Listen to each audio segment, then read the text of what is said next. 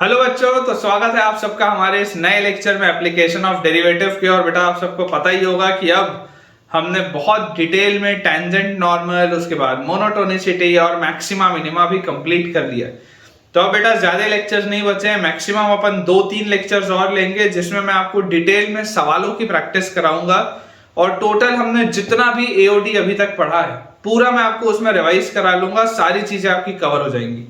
तो आज का लेक्चर भी हो सकता है थोड़ा लेंदी हो और आने वाले लेक्चर्स भी हो सकते हैं थोड़े से बेटा अपन बड़े बनाएं ताकि आप बच्चों की पढ़ाई बहुत अच्छे तरीके से हो पाए। तो चलिए आज का अपना लेक्चर स्टार्ट करते हैं। लेकिन आज का लेक्चर बेटा शुरू करने के पहले आप में से जितने बच्चों ने अभी तक हमारे टेलीग्राम चैनल को ज्वाइन नहीं किया है, आप सबसे बेटा ये मेरा हम्बल रिक्वेस्ट है कि आप हमारे टेलीग्राम चैनल से जुड़िए, जिसका ज्वाइनिंग लिंक आपको नीचे डिस्क्रिप्शन बॉक्स पे दिखाई दे रहा होगा। उसे ज्वाइन करने से बच्चों आपको 2 एडवांटेज होंगे। पहला एडवांटेज ये है कि क्योंकि बेटा मैं एक दिन में मल्टीपल लेक्चर्स पोस्ट करता हूं, तो कई बार ऐसा होता है कि बच्चे का कोई ना कोई लेक्चर छूट जाता है या मिस हो जाता है।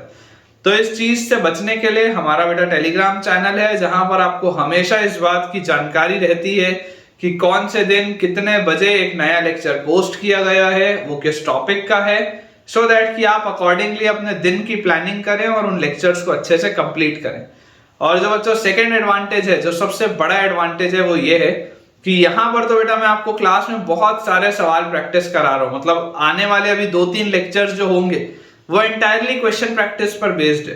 बट बिलीव मी, इतने सवाल से भी ज्यादा आपको सवालों की प्रैक्टिस की जरूरत है। और ये एक्स्ट्रा क्वेश्चंस आपको कहाँ मिलेंगे? अगेन आपके टेलीग्राम चैनल पे। तो जल्दी से बेटा आप उसे ज्वाइन करिए, डिस्क्रिप्शन बॉक्स में देखिए, आपको उसका लिंक मिलेगा और अपनी पढ़ाई को नेक्स्ट लेवल पर लेकर जाइए। अब अगर बच्चों आप हमारा डिस्क्रिप्शन बॉक्स ऑलरेडी देख चुके हैं तो आपको यार ये बात भी उसमें दिखाई दे रही होगी कि यार डिस्क्रिप्शन बॉक्स में तो एक यूट्यूब चैनल का भी लिंक है। अब भला ये यूट्यूब चैनल कौन सा है? तो बेटा ये यूट्यूब चैनल मेरा पर्सनल चैनल है, जिसके पीछे की बेटा वजह ये है कि मुझे ऐसा पर्सनली लगता है कि कई सारे बच्चों को डीमोटिवेशन फील होता है, या हम कई बार खुद पर सवाल उठाने लगते हैं कि यार हम इस एग्जाम की जिसकी तैयारी हम इतने पूरी मेहनत से कर रहे हैं वो हम क्लियर कर पाएंगे भी या नहीं। तो इस डाउट को आपके मन में जब भी आता है उसको रिमूव करने के लिए ये चैनल का पर्पस है कि आपको मोटिवेटेड रखा जाए, आपको इंस्पायर्ड रखा जाए, आप एक पॉजिटिव माइंडसेट से ऑपरेट करें और अपने एग्जाम को बेटा आप एक बार में तुरंत क्लियर करें, 1 शॉट में आपका एग्जाम क्लियर हो। मेरा उद्देश्य तो यही है। तो अगर आपको उस चैनल को विजिट करने पर थोड़ा भी मोटिवेशन मिलता है तो मुझे लगता है कि शायद मेरा पर्पस सॉल्व हो जाएगा। और आप एक बार विजिट करके उस चैनल पर भी देखें, हो सकता है उसमें आपको कुछ काम की चीज मिले, आपको कुछ अच्छी चीज मिले और आपकी पढ़ाई और बेहतर हो पाए।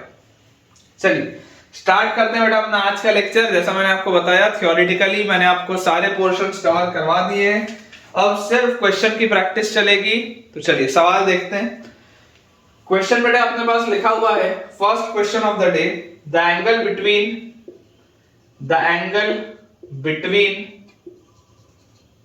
between the tangent lines to the graph of the function angle between the tangent lines to the graph of the function बच्चों अपने पास क्या लिखा हुआ है? fx is equal to integral 2 to x 2t minus 5 dt है ना, to the graph of the function this at the points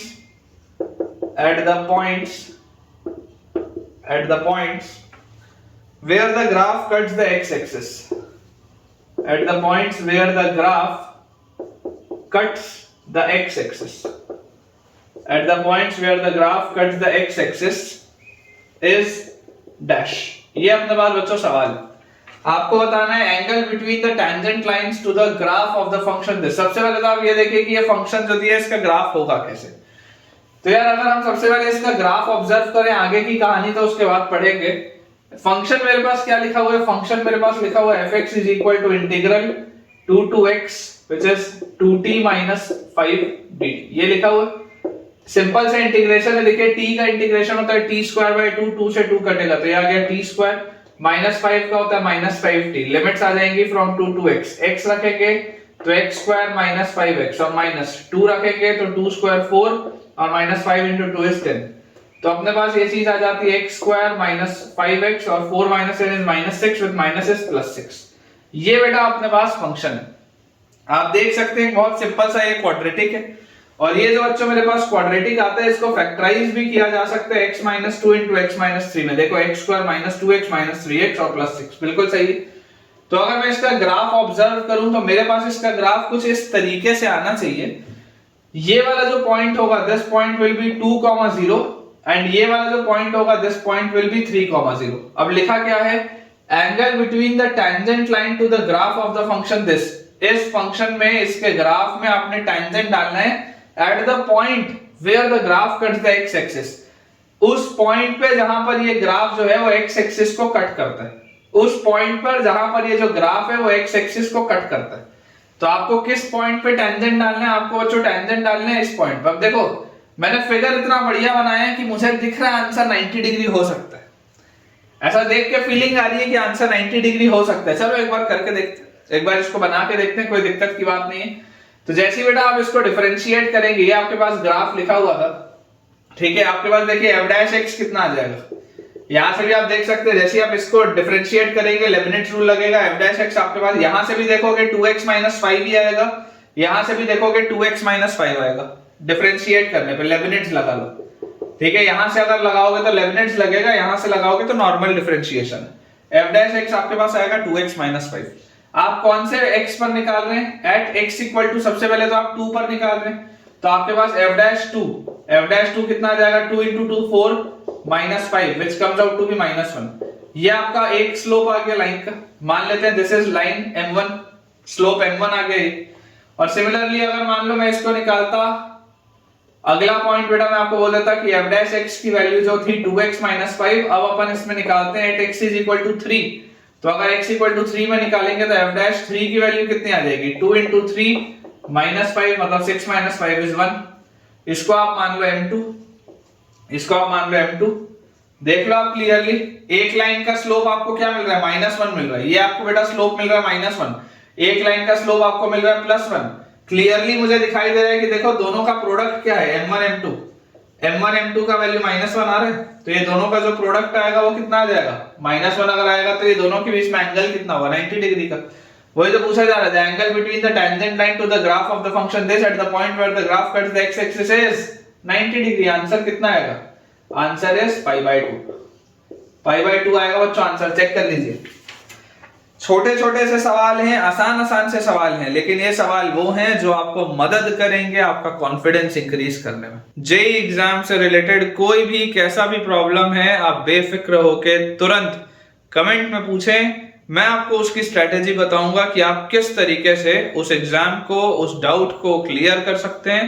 जो भी आपका डाउट हो, चाहे वो फिजिक्स का हो, केमिस्ट्री का हो, मैथ्स का हो, पर्पस इस चैनल का यही है कि आप बच्चों की मदद हो, ठीक है। तो आपका जो भी तकलीफ आता है आप बेटा बिल्कुल कमेंट में पूछिए उस चीज को। चलिए नेक्स्ट अपन क्वेश्चन देखते हैं। अपने पास बच्चों सवाल इसमें दिया हुआ है, if a variable tangent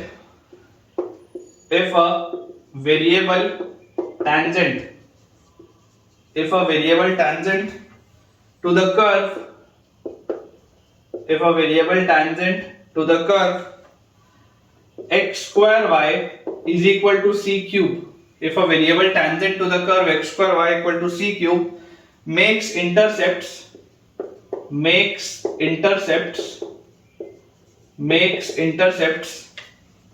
a and b,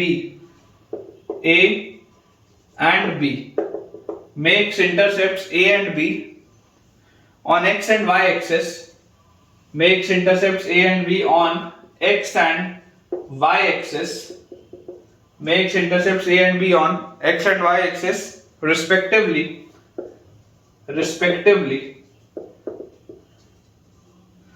then find the value of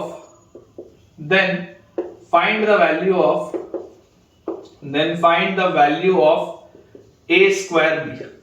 आसान सा सवाल, ठीक है, छोटे छोटे से सवाल। लिखा है if a variable tangent to the curve this makes intercepts a and b on the x and y axis। आपको बोला जा रहा है कि एक वेरिएबल टेंजेंट आपने डाला है किस कर्व पे, x square y equal to c cube, कोई भी एक कर्व, ठीक है। तो मान लेते हैं ये अपने पास एक कर्व है, let us say this curve is x square y equal to c cube. Randomly मैंने कुछ भी बना लिया, रैंडमली अपन ने कुछ भी बना लिया। हमें बोला जा रहा है कि आपने इस पे एक टेंजेंट डाला, लेट अस से हमने टेंजेंट डाला एट पॉइंट x1 y1। तो मुझे जो पहली बात समझ में आ जाती है, ये मैंने अज्यूम किया ना, इसको मैं लेट बोल देता हूं। तो यहां से मुझे एक चीज समझ में आ जाती है कि x1 स्क्वायर इंटू y1 जो होगा वो c क्यूब के बराबर होगा, क्योंकि x1 y1 इसको सेटिस्फाई करेगा। अब आपने बेटा अगर वेरिएबल टेंजेंट डाला है तो इसका स्लोप क्या आएगा, है ना। इसका स्लोप अगर आप देखेंगे तो आप इसको डिफरेंशिएट करिए, x स्क्वायर कांस्टेंट y का dy बाई dx और plus y constant x square का 2x, कांस्टेंट c क्यूब है उसका डिफरेंशिएशन 0। तो यार यहां से अपने पास dy बाई dx की वैल्यू क्या आ गई, dy बाई dx की वैल्यू अपने पास आ जाती है -2xy अपॉन x स्क्वायर, और आपको ये कौन से पे निकालना है, आपको dy बाई dx निकालना है eight x1 y1।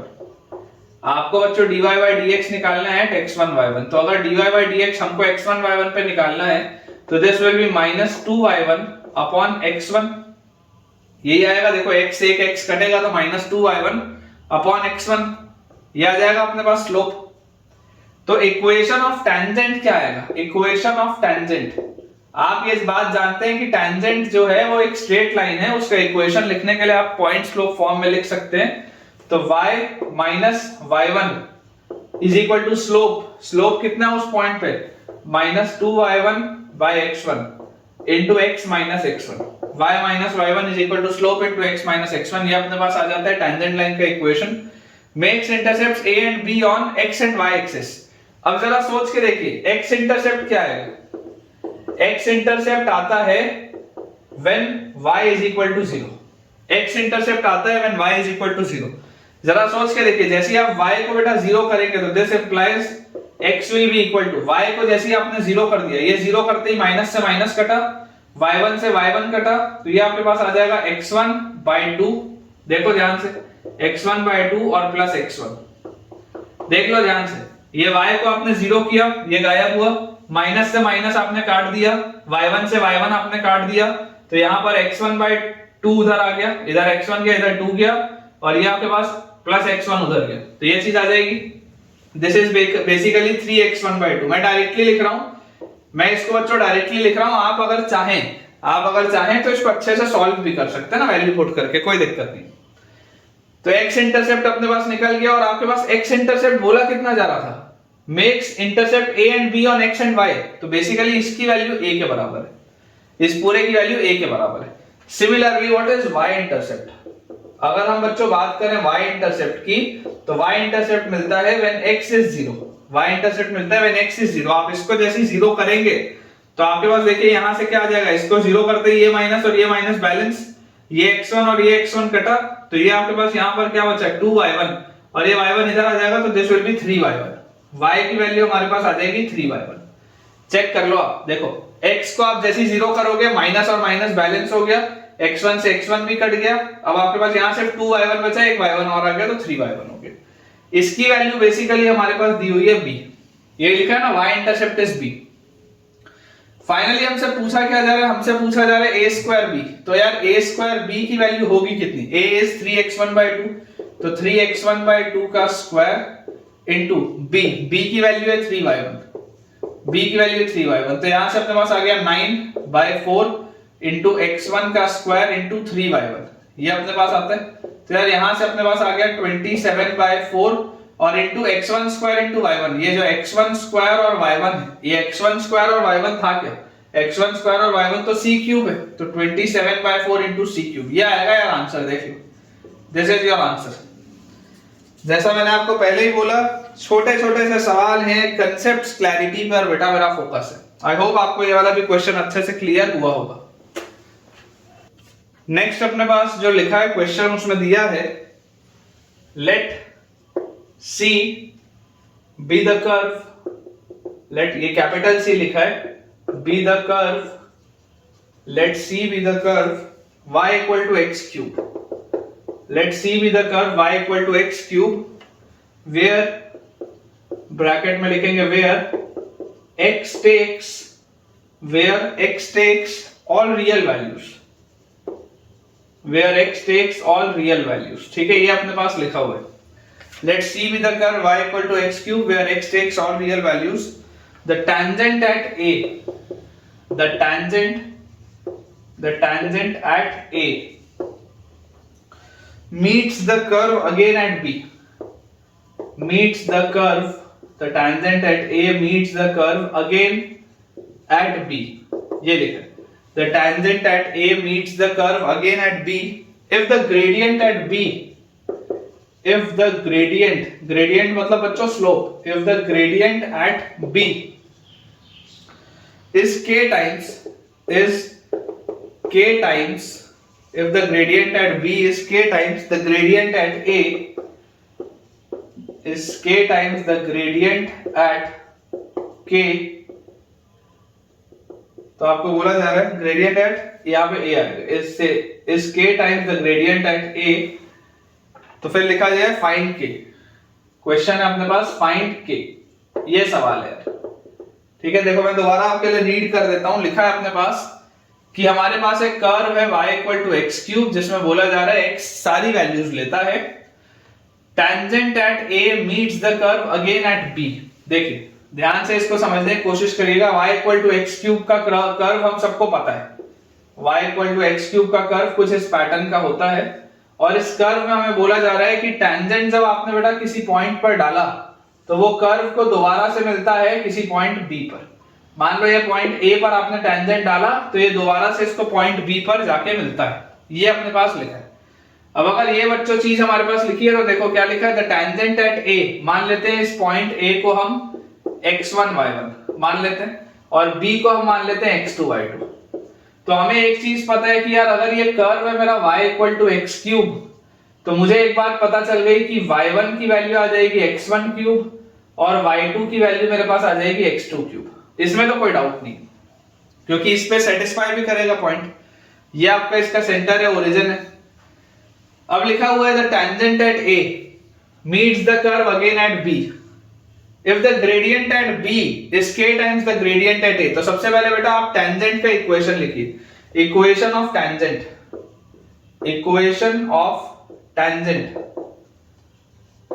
Eight a. अगर आप a से पास होने वाली टेंजेंट का इक्वेशन लिखें तो आपको क्या चाहिए, सबसे पहले स्लोप चाहिए. What is slope? स्लोप होता है dy by dx. तो यार अगर y की वैल्यू x क्यूब थी तो dy by dx will be 3x square. ठीक है, और ये मुझे कौन से पॉइंट पे बताना है, x1 y1. ये मुझे कौन से पॉइंट पे बताना है, x1 y1. तो इसका आपके पास स्लोप क्या आएगा, 3x1 का स्क्वायर आएगा. इसका स्लोप बच्चों हमारे पास आ जाएगा 3x1 का स्क्वायर. इसका मतलब अगर मैं ध्यान से सोचूं तो मुझे मिलता है टेंजेंट का equation is y minus y1 is equal to slope which is 3x1 का square into x minus x1. ये अपने पास आता है इक्वेशन ऑफ टेंजेंट. और जैसे ये इक्वेशन ऑफ टेंजेंट बच्चों मुझे मिलता है, अब मुझे इसमें बोला जा रहा है कि this equation of tangent meets the curve again at b. मतलब कि ये जो x2 y2 है ये भी इसको सेटिस्फाई करेगा. अगर यही वाला टेंजेंट इसको b पर भी मिल रहा है मतलब कि x2 y2 must satisfy this. x2 y2 must satisfy this. इसको जरूर ये सेटिस्फाई करना चाहिए. तो अगर x2 y2 इसको सेटिस्फाई करना चाहिए तो आप लिख सकते हैं y2 minus y1 is equal to 3x1 का square into x2 minus x1. आप इसको ऐसा लिख सकते हैं, y2 minus y1 is equal to 3x1 का square into x2 minus x1. या आप ऐसे ही बोल सकते हैं कि देखो अगर आप इसको 2 पॉइंट फॉर्म से सोचते हैं तो वही चीज तो आ गई ना, y2 minus y1 upon x2 minus x1 is equal to 3x1 का स्क्वायर. बात वही है. तो बोला जा रहा है कि यार ये आपके पास अगर इक्वेशन लिखा हुआ है, अब मुझे बोल दिया गया कि अगर gradient at b is k times the gradient at a. अगर a पर जो ग्रेडियंट था या स्लोप था वो 3x1 स्क्वायर था, तो जरा सोच के देखो ग्रेडियंट एट b क्या होगा. ग्रेडियंट एट b मेरे हिसाब से तो यार ग्रेडियंट एट b हमारे पास आना चाहिए 3x2 का स्क्वायर. अगर a पर ग्रेडियंट था 3x1 का स्क्वायर, क्योंकि आपने यहाँ x1 y1 रखा था, तो b पर इसका ग्रेडियंट क्या होगा, 3x2 का स्क्वायर होगा. तो आप ऐसा करिए बेटा, यहां पर आप इसको सॉल्व करके ना पहले पूरे को x1 x2 में एक रिलेशन बनाइए. तो y2 की जगह आप क्या लिख सकते हैं, y2 की जगह आप लिख सकते हैं x2 का क्यूब. माइनस y1 की जगह आप लिख सकते हैं x1 का cube is equal to 3x1 का square into x2 minus x1। तो यहां से a cube minus b cube अपने पास आता है a minus b into a square plus a b और प्लस बी स्क्वायर, यही आता है a cube minus b cube is a minus b into a square plus a b plus b square. This is equal to 3x1 का square into x2 minus x1। Clearly मुझे दिखाई देता है कि x2 minus x1 तो कटेगा, क्योंकि x1 और x2 सेम नहीं हो सकता। देखो x1 y1 अलग है, x2 y2 अलग है, x1 और x2 सेम नहीं हो सकता, अलग अलग कोऑर्डिनेट्स हैं। तो ये वाले फैक्टर को आप सेफली बच्चों कट कर सकते हैं। तो यहां से अपने पास देखो क्या आ जाता है, यहां से अपने पास आ जाता है 2x1 का स्क्वायर, ये x1 स्क्वायर उधर जाएगा तो 2x1 का स्क्वायर माइनस x1 x2 और माइनस x2 का स्क्वायर इज इक्वल टू 0। ठीक है, ये अपने पास रिलेशन आता है। इसको अगर हम थोड़ा सा सॉल्व करें ध्यान से, तो यार ये अगर मैं ध्यान से लिखूं तो मेरे पास देखो इसको आप फैक्टराइज कर सकते हो। कैसे इसको फैक्टराइज करेंगे, 2x1 का स्क्वायर माइनस 2x1 x2 और प्लस x1 x2 और माइनस x2 का स्क्वायर इज इक्वल टू 0। देखो पहले और आखिरी वाले को अगर आप मल्टीप्लाई करोगे तो आपके पास आता है minus 2x1 square x2 square, बीच वाले भी दोनों को मल्टीप्लाई करने पर आता है minus 2x1 square x2 square. तो यहां से आपके पास 2x1 बाहर, अंदर बचेगा x1 माइनस x2 और यहां से आपके पास क्या बचेगा, प्लस x2 बाहर।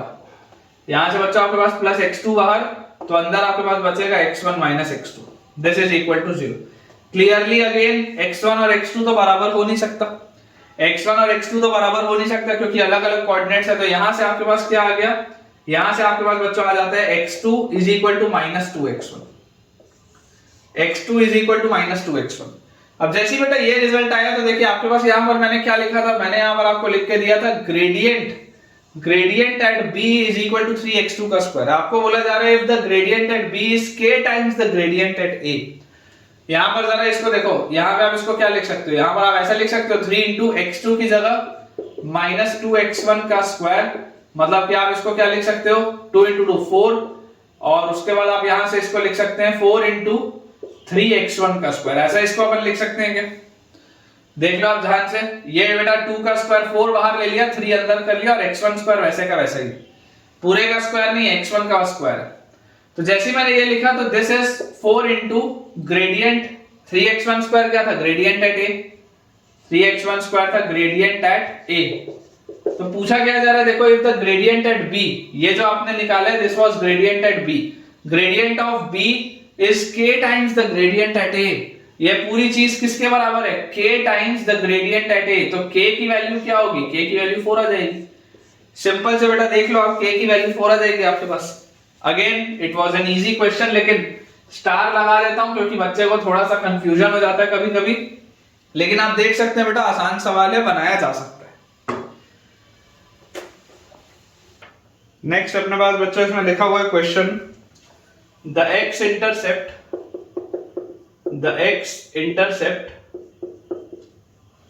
of the tangent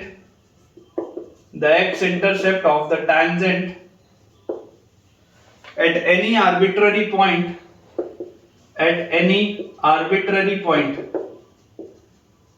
the x intercept of the tangent at any arbitrary point of the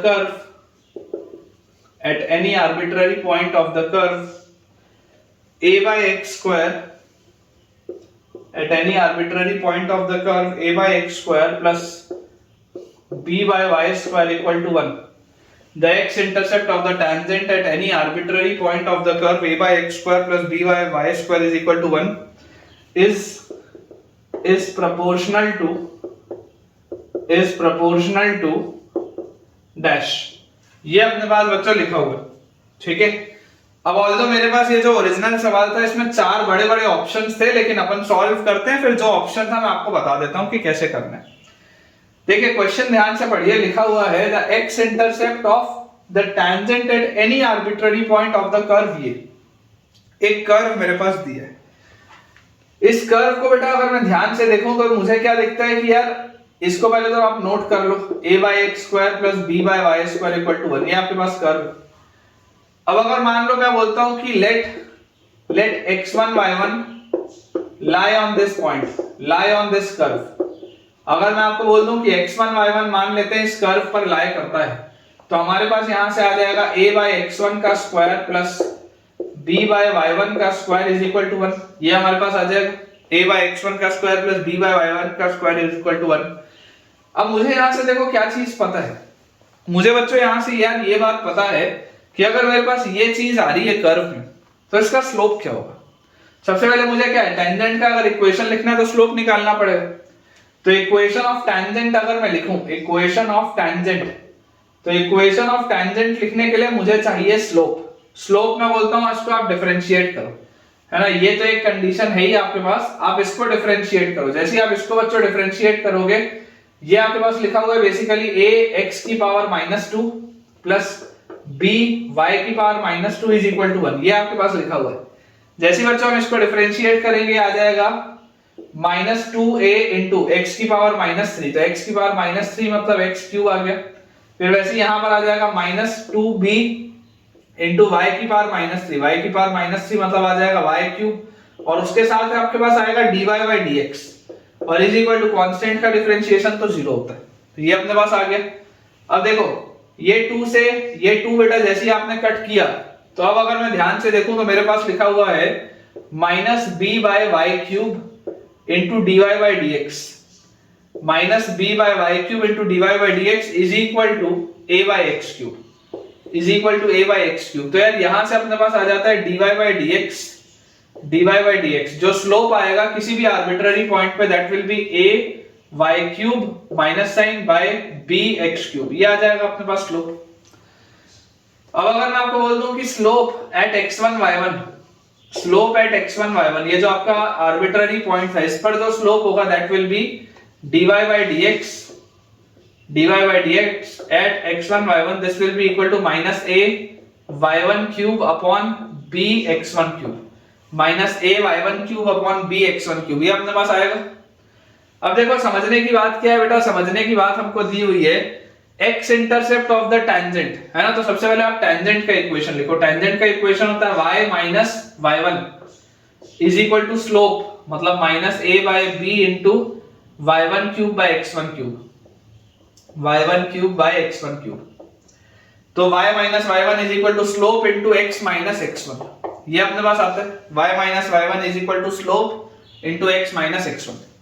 अब जैसे बच्चों ये चीज अपने पास आ गई, तो यार यहां से मुझे दिखाई देता है कि मुझे बोला जा रहा है x इंटरसेप्ट निकालना है। तो x इंटरसेप्ट निकालने के लिए आप क्या बोलेंगे, x इंटरसेप्ट निकालने के लिए आप बोलेंगे कि भाई साहब आपके पास y की वैल्यू 0 होनी चाहिए यार। x इंटरसेप्ट के लिए आप बोलेंगे यार y की वैल्यू को 0 करो। जैसे ही आप y की वैल्यू को 0 करोगे, ये माइनस से ये माइनस कटेगा, तो यहां से आपके पास आएगा क्या, देखो एक y1 से एक y1 भी कटेगा, आपके पास आ जाएगा b बाय a, सबसे पहले b बाय a, उसके बाद आपके पास क्या आएगा, यहां पर नीचे x1 क्यूब है, यहां y1 स्क्वायर है, तो x1 cube by y1 square, ये आ जाएगा। और ये जो -x1 था उधर जाएगा तो क्या हो जाएगा, +x1, तो +x1। This will be your x intercept, ठीक है। ये अपने पास आएगा बच्चों x इंटरसेप्ट। देख लो माइनस से माइनस काट दिया, एक y1 को एक y1 से काटा, तो bx1 square by a y1, sorry bx1 cube by a y1 square अपने पास लिखा है, और ये -x1 उधर गया तो +x1।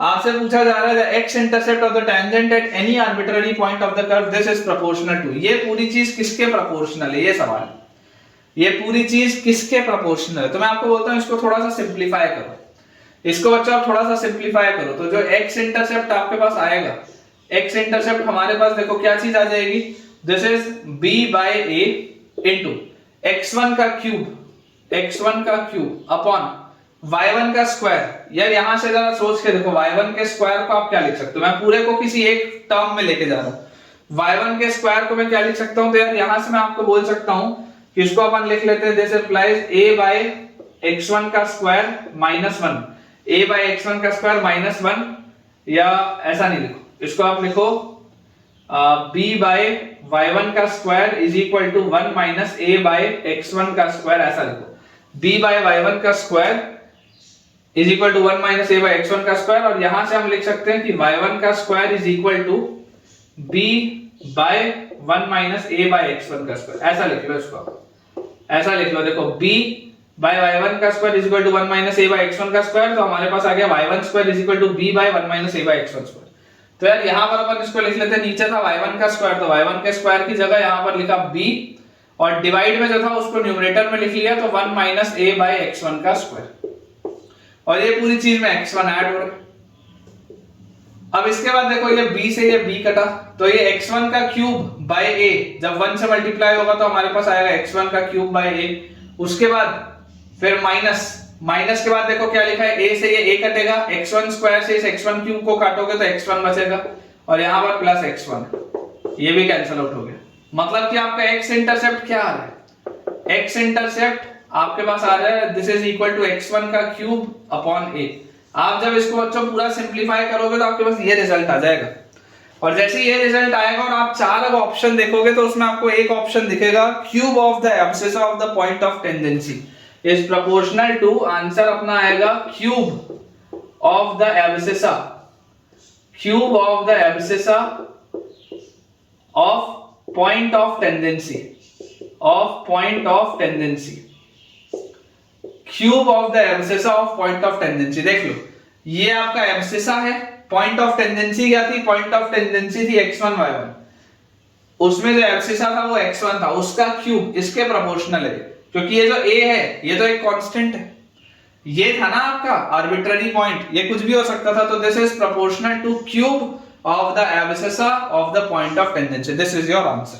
ठीक है, ऑप्शन में बच्चों ये दिया था। नेक्स्ट अपने पास बच्चों जो सवाल लिखा हुआ है उसमें दिया है consider fx is equal to integral 1 to x t plus 1 by t dt, t plus 1 by t dt and gx is equal to f dash x, and gx is equal to f dash x for all x belonging to close bracket 1 by 2 से 3। ये जो दो function है आपके इसमें दिए हुए हैं, x का जो वैल्यू सेट है that is from half to 3। अब दिया है if p is a point, if p is a point on the curve, if p is a point on the curve y equal to gx, if p is a point on the curve y equal to gx such that, if p is a point on the curve y equal to gx such that the tangent to this curve, such that the tangent to this curve, if p is a point on this curve y, on the curve y equal to gx such that the tangent to this curve at p is parallel to a chord, is parallel to a chord, is parallel to a chord joining the points, joining the points, is parallel to a chord joining the points half comma g half, half comma g half and 3 comma g3, half comma g half and 3 comma g3 of the curve, of the curve, then find the coordinates of point P, then find the coordinates, find the coordinates of P। थोड़ा सा लंबा है सवाल लेकिन आसान है, difficult नहीं, आसान। जैसा मैंने आपको बेटा लास्ट लेक्चर में बताया था, कोई भी अगर हमें लेंथी क्वेश्चन दिखता है तो हमेशा आप प्रयास करें कि आप उसको ब्रेक करें, सवाल को ब्रेक कर करके लिखें। क्या लिखा है, fx एक फंक्शन दिया है, सबसे पहले आप ध्यान से देखो कि fx फंक्शन क्या है, तो ये लिखा हुआ है t plus 1 by t dt, ये आपके पास fx फंक्शन है। ठीक है, इसका इंटीग्रल हमारे पास दिया हुआ है fx में।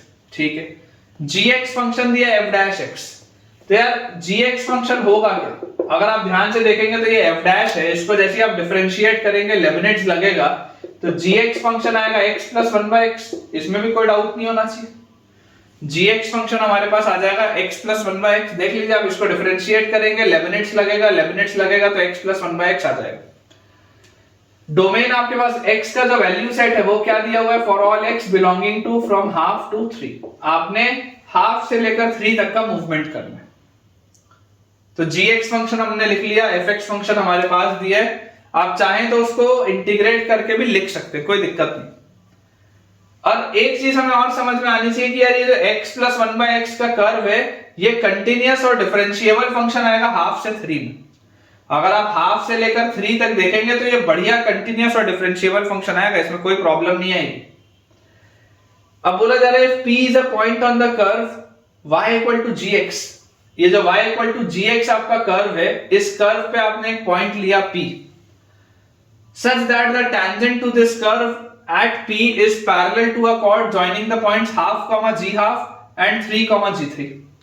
मतलब आप देखिए ध्यान से कि जैसे आप यहां पर हाफ रखेंगे है ना, तो g हाफ आपके पास कितना आएगा, g हाफ आपके पास आ जाएगा, हाफ रखते ही हाफ प्लस 1/2 is 2, तो this comes out to be 5/2।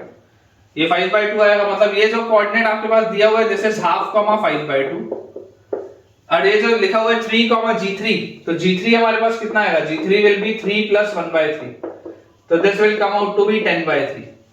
तो ये हमारे पास कोऑर्डिनेट आएगा 3, 10/3।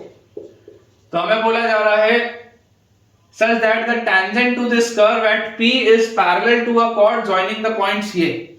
अब ये वाली जो chord होगी इसका स्लोप क्या होगा, ये वाली जो chord होगी इसका स्लोप अगर आप देखेंगे तो this will B y2 minus y1, मतलब 10/3 minus 5/2, y2 minus y1 upon x2 minus x1, मतलब 3 minus half, y2 minus y1 upon x2 minus x1, यही आप लिखेंगे।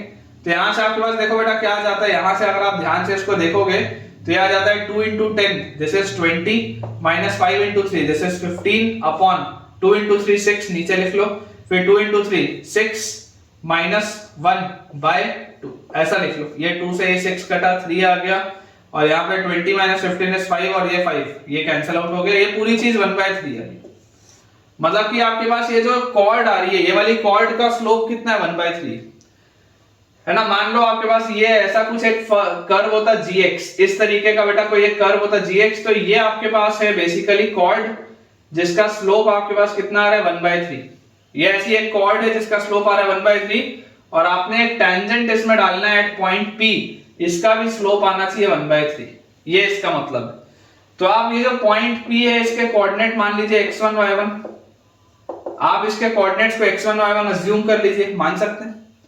जैसे ही आप बच्चों बोलेंगे, देखो क्या बोला जा रहा है, P is a point on this curve, इस कर्व पर लाई करता हुआ पॉइंट है। तो अगर आप x1 y1 बच्चों डाल भी देंगे तो यार आपके पास देखो y1 का वैल्यू क्या आएगा, y1 will be equal to x1 plus 1/x1, y1 will be equal to x1 plus 1/x1, ये आपके पास आएगा। तो ये तो एक रिलेशन अपने पास हो गया। दूसरा अपने पास क्या आ रहा है कि अगर आप इस पॉइंट पे स्लोप डालें, देखो आप इस पॉइंट पे बेटा अगर आप स्लोप निकालें तो इस कर्व का स्लोप क्या होता है, g'(x), और अगर आप g' भी निकालें x1 पे, जो स्लोप आप निकालेंगे तो g' हमारे पास कितना आएगा, x का 1, और 1/x का आपके पास आ जाएगा -1/x², और x की जगह x1, तो g' बेटा x1 पर जो आपके पास स्लोप आएगा वो ये आएगा 1 - 1/x1 का स्क्वायर, और इसकी वैल्यू बेसिकली होगी किसके बराबर, 1/3 के बराबर होनी चाहिए। ये वाला जो स्लोप होगा, ये वाला जो स्लोप आएगा, ये जो g'(x) मैंने ये जो स्लोप निकाला है इसका, इस पॉइंट पे ये स्लोप 1/3 के बराबर आना चाहिए।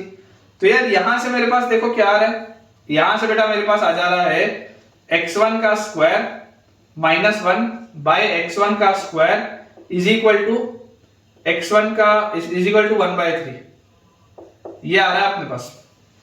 तो यार यहां से अपने पास क्या आ गया, यहां से अपने पास आ गया 3x1 का square -3 is equal to x1 का स्क्वायर, ठीक है। 3x1 का square -3 is equal to x1 का स्क्वायर, तो दिस गिव्स मी 2x1 का स्क्वायर इज इक्वल टू 3, और यहां से अपने पास आ जाता है x1 का वैल्यू √3/2। आप प्लस माइनस लगा के लिख सकते हो, कोई दिक्कत नहीं।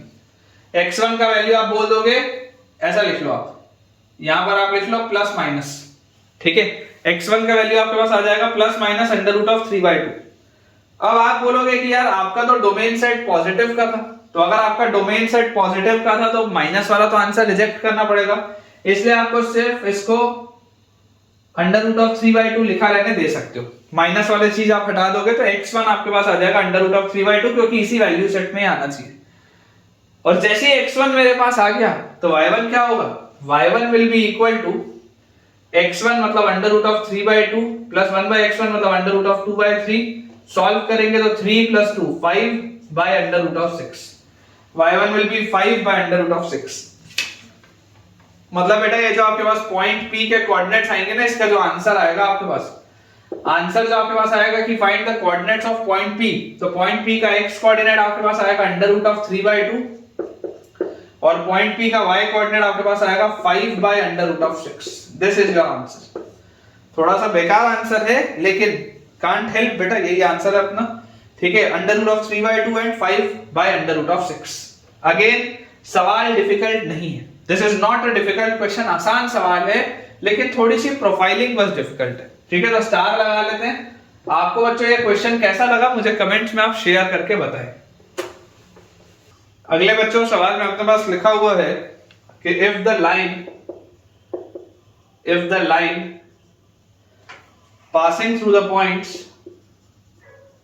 if the line passing through the points, if the line passing through the points -1, 10, if the line passing through the points -1, 10 and 0,6, -1, 10 and 0,6 is tangent to the curve, is tangent to the curve, is tangent to the curve, y is equal to c square by x minus 1. If the line passing through the points -1, 10 and 0,6 is tangent to the curve y is equal to c square by x minus 1, then find the value of c square. Then find the value of c square. चलिए देखते बेटा इस सवाल को भी, है ना. आसान से सवाल हैं क्योंकि आपको मैं सारे कंसेप्ट ऑलरेडी बता चुका हूं, तो कोई बहुत बड़ी बात नहीं है, सिर्फ ये रिकैप बेटा चल रहा है सारे अपने टॉपिक्स का. देखिए क्या लिखा है हमारे पास, दिया हुआ है -1, 10 एंड 0,6 से पास होती हुई line. The line passing through the point this is tangent to the curve. तो यार इनका स्लोप क्या होगा, -1, 10 और 0,6 से पास होती हुई लाइन का अगर आप बोलोगे सर स्लोप बताओ, तो 2 पॉइंट फॉर्म में आप बोलोगे y2 - y1 upon x2 - x1, यही होगा. तो ये अपने पास कितना आ जाएगा -4 इसका स्लोप. अब बोला जा रहा है if this line is tangent to this curve, इस कर्व पर ये टेंजेंट है ना. If this line is passing through the point ये, if the line passing through the points ये is tangent to that curve. अब इस पर अगर बच्चों tangent होगा तो जरा सोच के देखो, इस पे let this line be tangent, let this line be tangent at x1 y1. मान लो किसी पॉइंट x1 y1 पर ये लाइन इस पर tangent होती है, तो आप बोल सकते हैं यहां से कि y1 की वैल्यू आ जाएगी c square by x1 minus 1, y1 की वैल्यू आपके पास आ जाएगी c square by x1 minus 1, x1 y1 पर जैसे आप ड्रॉप करेंगे तो. और मेरे पास जो स्लोप आएगा, टेंजेंट का स्लोप जो आएगा that will be dy by dx at some x1 y1. This will be equal to, इसको बेटा जैसे आप डिफरेंशिएट करेंगे, ये लिखा हुआ है x -1 की पावर -1, तो minus c square by x -1 का स्क्वायर, तो x1 - 1 का स्क्वायर, ये आपके पास आएगा एट x1 y1, ये आपके पास स्लोप आएगा. And this slope should basically be equal to -4 क्योंकि ये दोनों बराबर होना चाहिए. ये वाला जो स्लोप है और ये वाला जो स्लोप है, ये दोनों की वैल्यू सेम होनी चाहिए, ये इसका मतलब. तो अगर बच्चों ये चीज अपने पास आनी चाहिए तो माइनस से देखो माइनस कट गया, तो आपके पास c स्क्वायर का वैल्यू क्या आ जाता है, c स्क्वायर का आपके पास वैल्यू आ जाता है 4 into x1 - 1 का होल स्क्वायर. c स्क्वायर का वैल्यू हमारे पास आ जाता है 4 into x1 - 1 का होल स्क्वायर. और जैसे बच्चों ये हमारे पास वैल्यू आ गया, तो अब देखो आपको यहाँ पर क्या निकालना है, c स्क्वायर का वैल्यू बताना है. ठीक है, मतलब अगर मुझे x1 मिल जाएगा तो मेरा काम यहाँ पर चल जाएगा. अब इसमें बेटा एक चीज है जो अक्सर बच्चे मिस कर जाते हैं. देखिए आपको क्या बोला जा रहा था कि इनसे पास होती है ना लाइन, अगर इनसे पास होती है लाइन तो एक्चुअली आप स्लोप के साथ साथ इक्वेशन भी तो लिख सकते हैं लाइन का. तो लाइन का इक्वेशन आएगा क्या, y - y1 is equal to slope into x - x1. तो यहां से आप बोल सकते हैं y will be equal to -4x, और ये आपके पास है -4 और +10 तो +6. आपके पास देखिए लाइन का इक्वेशन आ चुका है. और अगर बेटा ये लाइन का इक्वेशन आपके पास है तो ये x1 y1 वाला जो पॉइंट है ये x1 y1 वाला पॉइंट अगर इस कर्व पर लाई करेगा तो x1 y1 वाला पॉइंट इस लाइन पर भी तो लाई करेगा। बेसिकली कैसा हो रहा है बेटा, देखो इस तरीके का मान लो आपके पास एक कर्व है, ये आपने लाइन बनाई, ठीक है, ये आपके पास है x1 y1। अब ये x1 y1 इस लाइन पर भी लाई कर रहा है, इस कर्व पर भी लाई कर रहा है, और ये लाइन ऑलरेडी ये दो पॉइंट से पास हो रही है, ये आपके पास दिया हुआ है। तो अगर आप x1 y1 इसमें डालेंगे तो y1 की वैल्यू आ जाएगी -4x1 + 6, ठीक है, ये अपने पास आ गया। तो यार यहां से देखो, आप अगर बेटा ध्यान से इसमें कंपेयर करोगे तो यार आपको कंपेयर करके क्या मिल जाएगा कि आप y1 की जगह क्या लिख सकते हैं, आप y1 की जगह लिख सकते हैं c² / x1 - 1। तो इसको आप लिख सकते हैं y1 की जगह पे c² / x1 - 1 = -4x1 + 6, ऐसा हम इसको लिख सकते हैं। और हम यहां से बच्चों देखो ये जो x1 - 1 लिखा हुआ है, ये x1 - 1 लिखा हुआ है, इसको अगर मैं उस साइड ले जाऊं तो c² = -4x1 + 6 × x1 - 1, ये अपने पास लिखा है। जैसे बच्चों ये चीज मेरे पास लिखी हुई है, अब आप ध्यान से देखो, ये आपके पास लिखा हुआ है -4x1 + 6 multiplied by x1 - 1 = 4 × x1 - 1 का होल स्क्वायर। क्या x1 की वैल्यू 1 हो सकती है क्या x1 की वैल्यू बेटा 1 हो सकती है क्या? देखो अगर आपने x1 की वैल्यू 1 रखी तो प्रॉब्लम आ जाएगा, x1 की वैल्यू 1 तो आप रख नहीं सकते, तो ये वाला फैक्टर तो कट गया। तो यार यहां से मेरे पास क्या आ गया, -4x1 + 6 = 4x1 - 4, तो 8x1 की वैल्यू मेरे पास आ जाती है 10, which gives me x1 की वैल्यू आ जाती है 5/4। और बच्चों जैसे ही x1 की वैल्यू 5/4 आ गई, आप वापस इसमें उठा के रख दो तो 5/4 - 1, तो 5/4 - 4/4 is 1/4, 1/4 का स्क्वायर is 1/16, तो 4 × 1/16। यहां से आप देख सकते हैं c² की वैल्यू आ जाएगी 1/4। करके देख लो, ये आपका आंसर आएगा बेटा। जैसे मैंने x1 की वैल्यू 5/4 निकाल ली, मतलब आपको ये x1 पता चल चुका है। तो x1 अगर 5/4 है, आप यहां पर रखेंगे तो 5/4 - 1, 1 मतलब 4/4, तो 5/4 - 4/4 is 1/4, 1/4 का स्क्वायर is 1/16, 4 से 16 कटेगा तो 1/4, तो c² का वैल्यू हमारे पास आ जाता है 1/4। ठीक है, चलिए अगला सवाल देखते हैं बेटा। अगला बेटा अपने पास इसमें सवाल लिखा हुआ है, let the parametric equation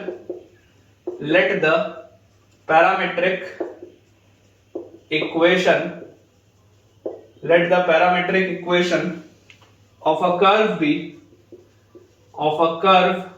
B x is equal to 1 - t² upon 1 + t² and y is equal to 2t upon 1 + t².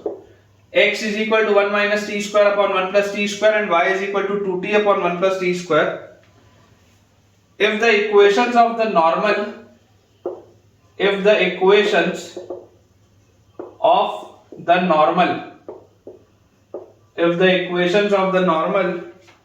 to the curve at the point if the equations of the normal to the curve at the point t equal to 2 is y equal to ax plus b, find the value of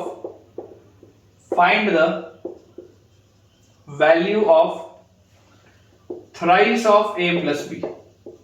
Find the value of thrice of a plus b। ये अपने पास सवाल है कि हमारे पास parametric equation दिया हुआ है curve का, and if the equation of the normal to the curve at the point t equal to 2। तो सबसे पहले आप ये देखिए कि t इक्वल टू 2 में हो क्या है। कर्व आपके पास दिया x is equal to 1 - t² upon 1 + t², और y हमारे पास दिया हुआ है 2t अपॉन 1 + t²। तो जैसे बच्चों आप t इक्वल टू 2 पर वेरीफाई करेंगे तो t इक्वल टू 2 पर आपको x की वैल्यू मिल जाएगी 2 का स्क्वायर मतलब 4, तो 1 - 4 अपॉन 2 का स्क्वायर 4 + 1 मतलब 1 + 4, तो ये अपने पास आ गया -3/5। और अगर मैं y की वैल्यू बात करूं तो y मेरे पास आ जाएगा 2 × 2 अपॉन 1 + 2 का स्क्वायर इज 4, तो ये आ जाता है 4/5। मतलब कि कोऑर्डिनेट्स, कौन से कोऑर्डिनेट्स पे हमारी बात हो रही है, तो हमारी चर्चा हो रही है -3/5 और 4/5 पे। ये बात अपने को क्लियर है। अब जैसे t इक्वल टू 2 पे आपने कोऑर्डिनेट निकाल लिया, आपको बोला जा रहा है if the equation of the normal to the curve at this point is y equal to ax plus b, तो यार आप नॉर्मल का आपको इक्वेशन निकालना है। बेसिकली देखिए, आप अगर बेटा थोड़ा ऑब्जर्व करेंगे ना ध्यान से, तो बहुत तगड़ा ऑब्जर्वेशन है कि यार ये जो है ना बेटा, आप देखिए, क्योंकि आपने कोनिक सेक्शन कोऑर्डिनेट ज्योमेट्री पढ़ लिया है, ये एक सर्कल दिया हुआ है। कैसे सर्कल दिया हुआ है आप देखो ऑब्जर्व करके कि x square plus y square की वैल्यू 1 आ रही है या नहीं आ रही है। थोड़ा ध्यान से देखो, यहाँ पर t 2t है, यहाँ पर 1 माइनस टी का स्क्वायर है। जैसे ही आप इसका स्क्वायर करोगे तो ये आ जाएगा 1 प्लस टी की पावर 4 माइनस 2t स्क्वायर। यहाँ पर आपके पास आ जाएगा प्लस 4t स्क्वायर। दोनों को ऐड करोगे तो 1 प्लस टी स्क्वायर आ जाएगा, 1 प्लस टी स्क्वायर का स्क्वायर। ठीक है, नीचे भी आपके पास लिखा हुआ है 1 प्लस टी स्क्वायर का स्क्वायर, कैंसिल आउट हो जाएगा, 1 आ जाएगा। ये बहुत तगड़ा ऑब्जर्वेशन है। देखो अगर आप ये ऑब्जर्वेशन कर लेते हो तो आपका समय बचेगा। अगर आप ये ऑब्जर्वेशन नहीं कर पाते हो तो आपको dy बाई dx पहले निकालना पड़ेगा, फिर -1 बाय उसका रेसिप्रोकल करना पड़ेगा, तो निकल जाएगा। उससे भी नॉर्मल का स्लोप निकल जाएगा, लेकिन इससे थोड़ा फास्ट हो जाएगा। इसमें आपको पैरामेट्रिकली dy बाई dx निकालने के लिए dy बाई dt फिर dx बाई dt ये सब करना पड़ेगा, थोड़ी मेहनत लगेगी।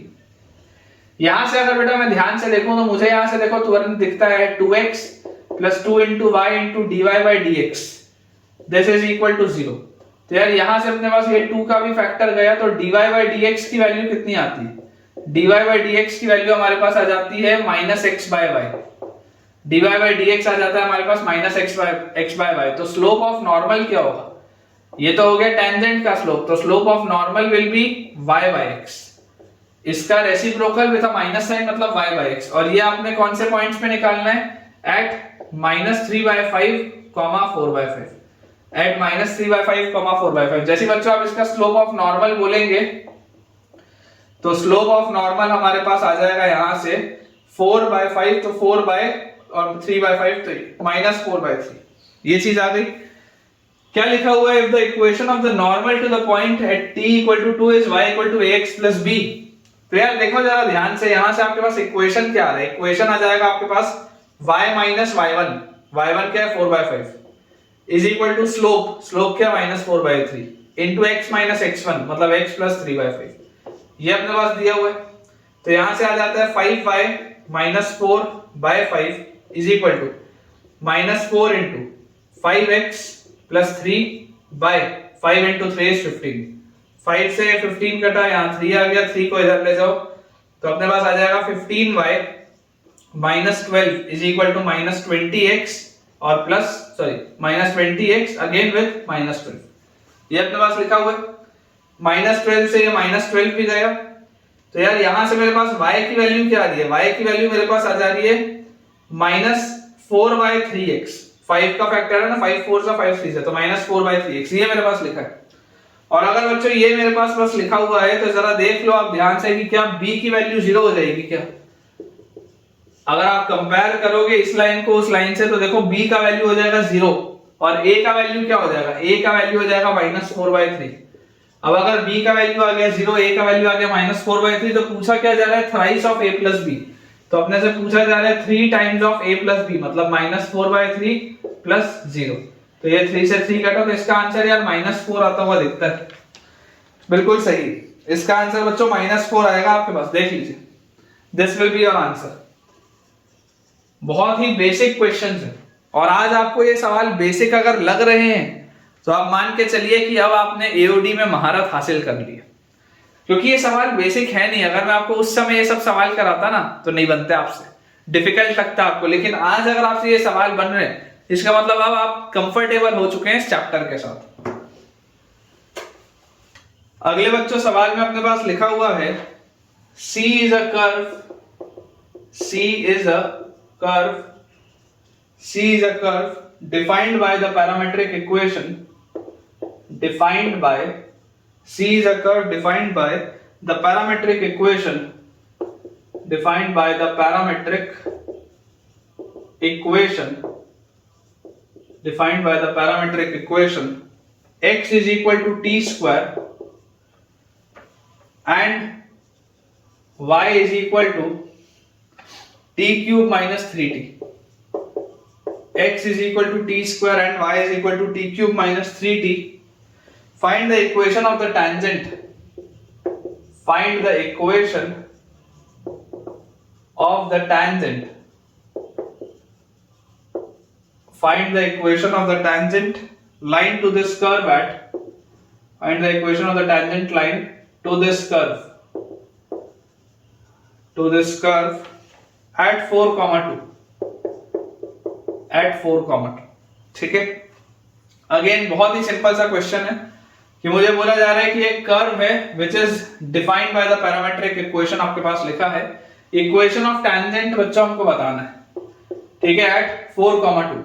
अब इक्वेशन ऑफ टैंजेंट आइडियली होता क्या है, आप ये समझिए कि अगर ये 4,2 पे बेटा आपने बोला जा रहा है तो देखो x की वैल्यू आपके पास है t स्क्वायर, y की वैल्यू आपके पास है t क्यूब माइनस 3t, और मुझे बोला जा रहा है 4,2 पे। तो अगर मुझे 4,2 पे बोला जा रहा है इसका मतलब t स्क्वायर का वैल्यू 4 होना चाहिए, तो t का वैल्यू यहां से आएगा प्लस माइनस 2, और इसका मतलब है कि t क्यूब माइनस 3t का वैल्यू 2 होना चाहिए।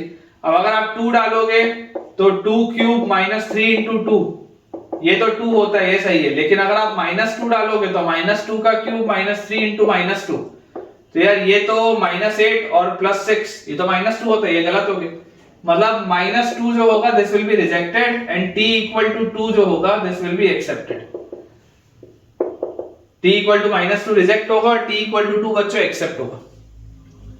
अब अगर आप देखें ध्यान से, हमको टैंजेंट का इक्वेशन लिखना है, तो टैंजेंट का इक्वेशन होता है y minus y1 is equal to slope, slope आप लिखेंगे dy by dx into x minus x1, x1 is 4, और ये जो स्लोप आएगा, ये स्लोप आएगा क्या, अगर आप t इक्वल टू 2 पर देखेंगे तो this will be y minus 2 is equal to dy by dx, अगर देखोगे तो इसका differentiation this will be dy by dt, parametrically आपको बेटा इसको डिफरेंशिएट करना पड़ेगा upon dx by dt at t equal to 2 into x minus 4, तो हमारे पास आ गया y minus 2 is equal to dy by dt is 3t square minus 3 upon dx by dt is 2t at t equal to 2 into x minus 4।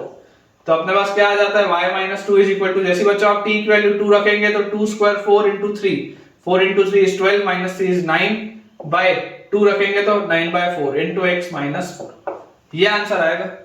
Simplify कर लेते हैं, 4 से multiply कर दो तो 4y minus 8 is equal to 9x minus 36, तो हमारे पास आ जाता है 4y is equal to 9x, 4y is equal to 9x, और अपने पास आ जाएगा यहां से माइनस 28, तो this gives us y is equal to 9x by 4, y is equal to 9x by 4 minus 7। यार ये आंसर आ रहा है अपना। तो स्लोप इसका क्या आ जा रहा है, इसका बच्चों स्लोप अपने पास आ जा रहा है 9 by 4, y is equal to 9x by 4 minus 7, बिल्कुल सही। छोटे छोटे से सवाल हैं, ठीक है, और अगर कॉन्फिडेंस इंक्रीज हो चुका है तो कमेंट्स में एक थम्स अप बच्चों शो करके दिखाइए। अब बेटा इसके बाद अगला सवाल लिखा है number of possible tangents, number of possible tangents, number of possible tangents to the curve, number of possible tangents to the curve y is equal to cos of x plus y, y is equal to cos of x plus y when where minus 3 pi is less than equal to x is less than equal to 3 pi, ठीक है, that are parallel to the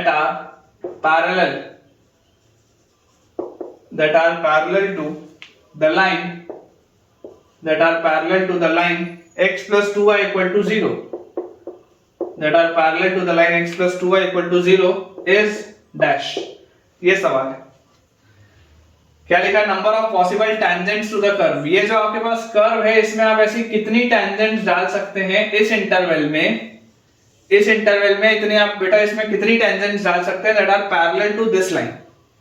अब अगर इस line के parallel होना चाहिए तो यार इस लाइन के पैरेलल का मतलब क्या है, इस लाइन के बेटा पैरेलल का मतलब है कि इसका स्लोप जो है, देखो x plus 2y equal to 0 है, इसका स्लोप हमारे पास कितना आ जाएगा माइनस हाफ, इसका स्लोप हमारे पास आ जाएगा माइनस हाफ, और अगर इसका स्लोप माइनस हाफ आ जाएगा मतलब tangent at y equal to cos of x plus y must also have the slope as minus half, इसका भी तो स्लोप माइनस हाफ ही आना चाहिए। इस पर जो आप टेंजेंट डालेंगे उसका भी स्लोप माइनस हाफ आना चाहिए। तो यार आप इस पर टेंजेंट डालिए, टेंजेंट अगर आप डालेंगे तो इसका स्लोप क्या होगा, dy by dx is equal to cos का आ जाता है साइन, तो sine of x plus y और विद माइनस साइन, और अंदर आप जाएंगे तो x का डिफरेंशिएशन 1 और y का आ जाएगा dy बाई dx अगेन, ये अपने पास आता है। ठीक है, ये चीज अपने पास आ जाती है। तो यार यहां से देखो आप बेटा ध्यान से कि अगर आपको dy बाई dx की वैल्यू बतानी है और आप बोलते हैं कि ये जो dy बाई dx है इसकी वैल्यू कितनी आनी चाहिए, dy बाई dx की वैल्यू आपके पास आनी चाहिए minus half. Basically this should be equal to dy by dx, तो उठा के यहां डाल दो, तो therefore minus half is equal to minus sine of x plus y into 1 minus half. तो यार 1 माइनस हाफ तो हाफ होता है, तो ये हाफ और ये हाफ कट गया, ये माइनस और ये माइनस भी कट गया। तो यार यहां से अपने पास sine of x plus y की वैल्यू क्या आ जाती है, sine of x plus y की वैल्यू आ जाती है 1। मेरे ख्याल से बेटा ये सवाल मुझे ऐसा लग रहा है कराते कराते कि मैंने ये पहले कराया है, ऐसा मुझे फीलिंग आ रहा है कि यार ये वाला सवाल मैंने आपको पहले कराया है। कोई बात नहीं, अगर कराया भी होगा तो कोई दिक्कत नहीं है। और यहां से बेटा देखो आप क्या बोल सकते हो, अगर sine of x plus y की वैल्यू 1 आ रही है मतलब cos of x plus y जो होगा, cos of x plus y की वैल्यू 0 होगी। स्क्वायर आप करके देख सकते हो, sine square x plus y की वैल्यू 1 आएगी, मतलब 1 minus cos square x plus y की वैल्यू 1 आएगी, तो cos of x plus y की वैल्यू 0 आ जाएगी। अब अगर cos of x plus y की बेटा वैल्यू 0 आ गई तो y क्या था, y था cos of x plus y. इसका मतलब y की वैल्यू अपने पास क्या आ रही है, y की वैल्यू अपने पास 0 आ रही है।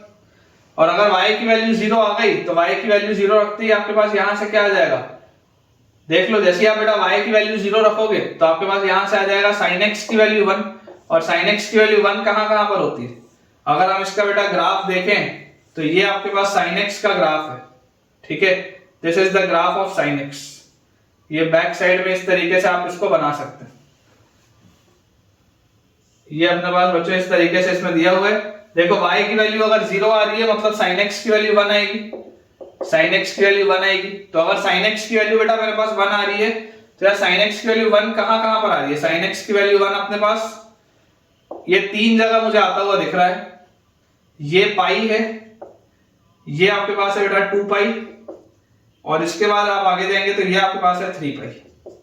वैसे यहां पीछे ये माइनस पाई है, ये है माइनस 2 पाई, और इसके बाद यहां पीछे जाएंगे तो ये अपने पास आ जाएगा माइनस 3 पाई। ठीक है, तो यार आप क्लियरली बच्चों देख सकते हैं कि 3 जगह आपके पास हो रहा है। एक आंसर इसके पास आपके पास आएगा पाई बाई 2, एक आंसर आएगा 2 पाई प्लस पाई बाई 2 मतलब 5 पाई बाई 2, और एक आंसर इधर पीछे आएगा which is minus pi by 2 मतलब माइनस 3 पाई बाई 2। ये 3 आंसर आएंगे। ठीक है, क्या चेक कर लो, pi by 2, 5 pi by 2 and minus 3 pi by 2 बिल्कुल सही। तो आंसर अपने पास आ जाएगा 3। इसमें बस ये मेरे को ऐसा लग रहा है कि बेटा ये मैंने आपको पहले कराया है सवाल, लेकिन कोई बात नहीं, चलो अच्छा था तो रिपीट हो गया। इसमें सिर्फ एक चीज ध्यान देने वाली है जिसमें गलतियां होती है। गलती होने वाला पॉइंट क्या है मैं आपको बता देता हूं। यहां तक तो ठीक है, आपने y को 0 निकाल लिया, इसमें प्रॉब्लम नहीं है। आप अगर sin x को 1 ना रख के यहां से आप बोलोगे ना कि cos x को 0 रखो तो आपके पास कुछ एक्स्ट्रा आंसर आएंगे। जैसे देखो मैंने y को, अगर मैं y को 0 रखूंगा तो यहां से sin x 1 आएगा, लेकिन अगर मैं यहां से y को 0 रखूंगा तो cos x की वैल्यू 0 आएगी। तो अगर आप cos x इक्वल टू 0 का ग्राफ बनाते, अगर आप इस तरीके से बेटा इसको लेते कि cos x इक्वल टू 0 कितनी बार हो रहा है, तो cos x इक्वल टू 0 का आपको मल्टीपल आंसर मिलता, ज्यादा आंसर मिलता। और इसमें से आपको कई सारे आंसर रिजेक्ट करने पड़ते। क्यों रिजेक्ट करने पड़ते, वो इसलिए बेटा रिजेक्ट करने पड़ते क्योंकि देखो ये आपका ओरिजिनल इक्वेशन था, जब आपने अच्छे से सॉल्व किया तो ये आपका सही इक्वेशन था, लेकिन यहां से यहां पर आने के लिए आपने स्क्वायर किया। और बेटा मैंने आपको हमेशा ये चीज सिखाई है कि जब भी हम स्क्वायर करते हैं तो स्क्वायर करने से एडिशनल आंसर्स आते हैं। तो अगर आप y इक्वल टू 0 यहां पर रखते हो और आप बोलते हैं कि cos x की वैल्यू 0 है, और आप यहां से अगर सॉल्व करते ना तो आपको ज्यादा आंसर्स मिलते, लेकिन वो सारे आंसर सही नहीं, क्योंकि वो इस चीज को सेटिस्फाई नहीं करते। आपका जो भी आंसर आएगा वो आपकी सारी कंडीशंस को सेटिस्फाई करना चाहिए, उसका मेन पर्पस ये होता है। ठीक है, तो यहां से आप देख सकते हैं जैसे आप y इक्वल टू 0 यहां रखेंगे तो sin x इक्वल टू 1 आ जाएगा। यहां से आपके पास जितने आंसर जरूरी है उतने ही आएंगे, क्योंकि अभी तक आपने कोई भी ऐसा स्टेप नहीं किया जिसमें एडिशनल आंसर्स आए। लेकिन जब आप यहां से सॉल्व करने के लिए यहां पर जाते हैं, क्योंकि आप जब तक ये स्टेप नहीं करोगे तब तक आप ये लिख नहीं पाओगे। तो इसलिए ये वाला स्टेप जैसे ही आप करते हो तो आप स्क्वायर करके करते हो, तो क्योंकि आपने इसमें स्क्वायरिंग की है तो आपके पास एडिशनल आंसर्स आ जाएंगे। ठीक है, अगेन मेरे हिसाब से it is a good question, repeated सवाल था लेकिन अच्छा सवाल है, तो अच्छी बात है बेटा, आपका कंसेप्ट जरूर रिवाइज भी हो गया होगा। चलिए बेटा, एक आखिरी अपन सवाल करते हैं आज के लेक्चर का, फिर आज का लेक्चर अपन एंड करेंगे। लिखा हुआ है a differentiable function, a differentiable function, a differentiable function y equal to fx, a differentiable function y equal to fx satisfies, a differentiable function y equal to fx satisfies f dash x is equal to fx का square, f dash x is equal to fx का square plus 5, f dash x is equal to fx का square plus 5 and f0 is equal to 1, and f0 is equal to 1. Find the equation